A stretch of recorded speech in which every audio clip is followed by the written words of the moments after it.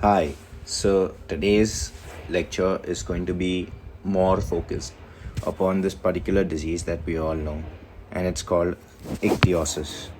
Now, what is ichthyosis? Ichthyosis is either a genetic or an acquired condition where the skin is something like a fish's scale.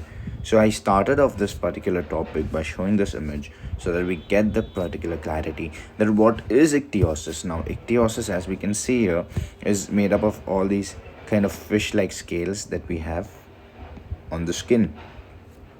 And usually the most common variant of it, which is congenital, is usually involving the extensor parts of the body. So this is probably from the elbow region or from the extensor region of the arm or the forearm. Now, since we've understood what ichthyosis looks like, it's important to define what it looks like as well. So, definitely, it is something that is associated with fish like scales, right? Fish like scales. But very important is for us to understand that there is no inflammation along with it. Usually, most of the skin disorders may have certain amount of inflammation with it or post the entire event, eruption of particular papules or vesicles. But out here, there is no inflammation. So that is really important for us to understand. And that is ichthyosis. So let's jump into the classification and more theory aspect of ichthyosis. Again, another image where we can see that yes, there are certain scales all over the skin, and again, this is that we all know as ichthyosis, and this is something very characteristic, more characteristic compared to the other two pictures. Very prominent scales on the extensor part of the body, and again, this is showing that the patient has certain amount of ichthyosis. Then we will definitely get into what kind of ichthyosis, which variant of ichthyosis, lamellar, X-linked, or ichthyosis vulgaris. So we will get into that definitely. For now, this is ichthyosis. That to understand that is very important with no inflammation. All right, now let's begin the entire in-depth conversation about ichthyosis. So ichthyosis, all right, it can be either congenital or acquired, right? It can be either congenital or acquired, as I told you. So let's look at the acquired causes first, because we are not going to go directly into the acquired causes as they are just acquired and they have this presentation like ichthyosis vulgaris. So we are not going to get into the detailing of all the acquired causes, but to name a few acquired causes, first we need to understand that Hansen disease, that is basically leprosy, is one of the most common causes. Hansen, or let me write leprosy. Second is when you take a drug for leprosy, that's clofazimine, causes ichthyosis. Very important association is that it's also associated with Hodgkin's lymphoma. All right, and also with HIV and hypothyroidism.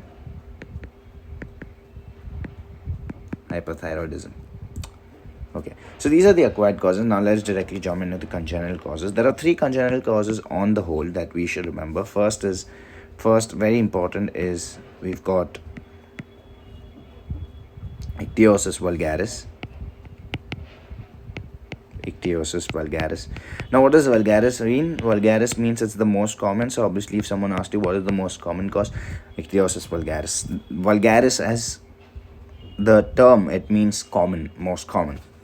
Then we have the X-linked ichthyosis, and we have very importantly, we have the lamellar variant of ichthyosis. All right, so ichthyosis vulgaris, let's talk about ichthyosis vulgaris now. Well, ichthyosis vulgaris is an autosomal dominant disorder, autosomal dominant. It has an onset of 3 to 12 months. Okay, and very important is that there is a very important protein called as filaggrannin. So this filaggrannin is present in stratum granulosum. Now we know that the layers of the skin are stratum corneums, right? Then we have lucidum, right? We have granulosum, we have spinosum, and then we have the basal, right? So in stratum granulosum, we have this particular protein called filagranin, and whenever this filagranin is the site of defect, okay, there is no antibody out here, it's a defect, there's a clear defect. So there we see, then we see scaling, okay, because of a defect at filagranin, at the level of filagranin. So the scaling is again on the extensor surfaces, as I've said. Flexor surfaces and the face is usually not involved. And at the same time, it is important for us to understand that there can be involvement of the palms. So the extensor surfaces are involved, as I've said. There is hyperlinear palms. What I mean by hyperlinear palms is that the palm creases are increased. They are not definitively increased. They are not increased as the sense as genetically increased, but they appear to be increased because of these increased scaling. And the hair follicle is usually plugged by keratin because again there is a lot of scaling occurring. So it's hyperlinear keratosis and keratosis pilaris. Keratosis pilaris, which basically means plugged hair follicle. All right. So that is for X-linked ichthyosis, not much. For Icthyosis vulgaris. And now let's go ahead into X-linked ichthyosis. X-linked ichthyosis. All right. So obviously it's X-linked when it comes to the inheritance. It takes 3 months for onset. And here the defect is in something else. It's not this filagranin. That is why the pathology is important. The defect is in this particular enzyme called steroid sulfatase. Now, steroid sulfatase is an enzyme that converts cholesterol sulfate to cholesterol. Seems like an easy task, right? From cholesterol sulfate to cholesterol. But without this particular enzyme, all right, this cholesterol sulfate is actually increasing. Now, cholesterol is a very important precursor for a lot of different kinds of substances, like the secretory substances, sebum, sweat. A lot of sweat as well has a lot of cholesterol, which has a kind of a lubricating effect. So, without cholesterol, that means that the cholesterol sulfate is going to increase. And the thing about cholesterol sulfate is that it is actually leading to the dryness of the skin.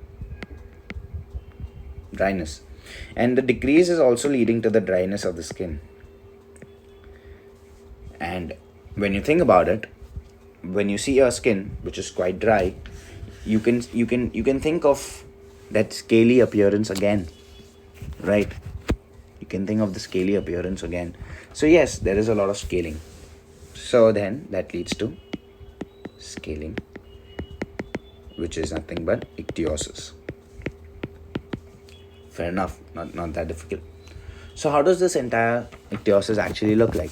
It looks like large brown to black scales. So that image that I showed you, where there's a large brown scaling on the leg, that is actually X-linked ichthyosis. And very important is that palm and soles are spared.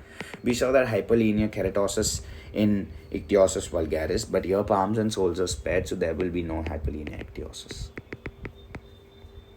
and hyperlinear keratosis. That won't be there. Two important associations with that particular thing as well, that is X-linked, is that there is a lot of corneal opacities. Now, corneal opacities are again seen because you don't have cholesterol that is lubricating it, obviously. Corneal opacity is positive. And second is that cryptorchidism is also positive. Basically, that means undescended testes. Right. So if cholesterol is not formed, we know that cholesterol is actually the precursor for a lot of hormones, testosterone. So the way I remember it is that cholesterol not formed, testosterone not formed, cryptorchidism, right? Undecided testes. That's excellent. Now let's talk about lamellar variant. That's the last variant that we have to sum up this particular topic. That is lamellar ichthyosis. Lamellar. All right. So it's simple. The idea about it is that the onset is at birth. X-linked was like around 3 months, less than 3 months. Ichthyosis was 3 to more months, greater than 3 months, almost like around about 12 months, almost a year. Now the lamellar variant is actually quite aggressive. It's autosomal recessive, and the defect is in this particular enzyme again. That is the tissue epidermal transglutaminase.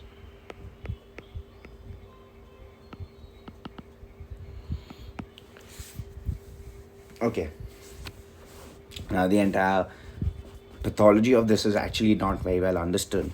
But what we know is that the scales are dark plate-like adherent scales, okay, and the child is usually covered with these particular scales, and it might just involve the face as well. All right, it does not have any sparing effect over this face or any other part. So very important is that the patho is that tissue epidermal transglutaminase is involved. The enzyme is involved, okay, but very important is that the scales out here, the scales are dark plate like adherent scales, so they're very very adherent, okay, and dark plate like, okay, very similar to X-linked as well. X-linked is also large brown plate like, but these are dark plate like, and usually the child that is born is covered with this particular collodion membrane. Now this collodion membrane, what is the collodion membrane? It's a translucent parchment like membrane, okay, it's a parchment paper like membrane which actually encases the infant, and when it starts peeling off this collodion membrane, very you can think of it as like as the membrane that is that a baby has after it's born, right? Once it starts peeling off, okay, it shows that lamellar ichthyosis is present, okay, and it is quite commonly associated with ectropion and eclabium. What does that mean? Ectropion means outward turning of the eyelid. That means the eyelid is outwardly turned. And eclabium is the outward turning of the lip. And the treatment for ichthyosis now, and we have to talk about it. Well, the only treatment that we have is that because it's a defect of scaling, keratinization, filaggrenin, cholesterol issues, the only treatment that we actually have is retinoids and emollients, so that we can just moisturize the skin because there's excessive dryness. Other than that, actually ichthyosis is not that big an issue sometimes. So certain key points that we've spoken about. Again, to show this image, this is kind of an X-linked ichthyosis, all right? But if this was much more stronger and more adherent, we would make it as lamellar and would be seen in a child. And these are again Icthyosis vulgaris or an acquired ichthyosis, which cannot be actually known. So that is about it for ichthyosis. Thank you very much. Bye bye.